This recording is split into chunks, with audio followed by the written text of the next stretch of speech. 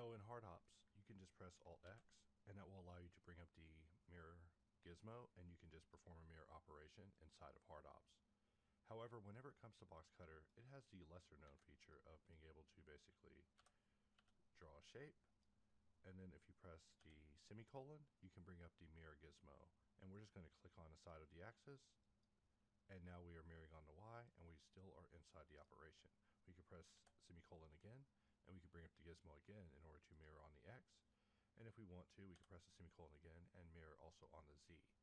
If you don't want to press the semicolon over and over, we also support shift. So I'm holding shift and I'm just clicking on the negative handles in order to undo the mirroring that's been activated for them. A lot of discussion was had about what these handles should do and how they should react.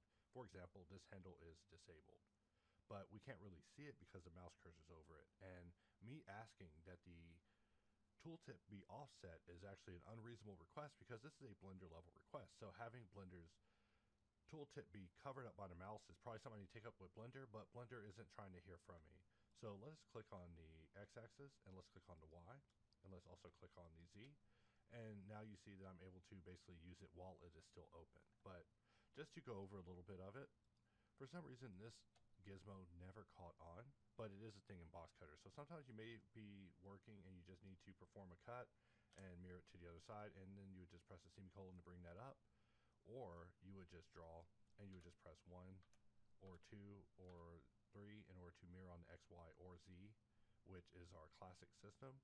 In fact, the purpose of the gizmo is to take away the 1, 2, 3 system of the mirror, so that way we can add numerical entry into Boxcutter. So now that we're talking about the mirror gizmo, now that you're aware, you'll be aware that yes, we'll someday be adding numerical input to Boxcutter, but in order to do that, we have to take back all of the numbers. So you can't just be pressing numbers during operations unless you're not inside this numerical input mode that we're discussing at this time.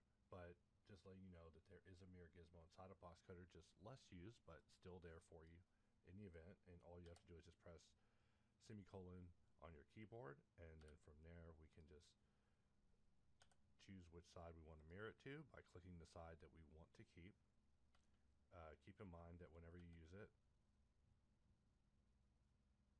that the other axis will say disabled, so you shouldn't be able to click it. In fact, a big argument was had that the disabled axis should be basically shown in black to be inert, but instead it's actually doing it on the active side. So even now, I still feel the need to argue about that, but a lot of arguments was had about the gizmo to make it exactly the way we wanted, but really this comes down to how do we want users to use Boxcutter.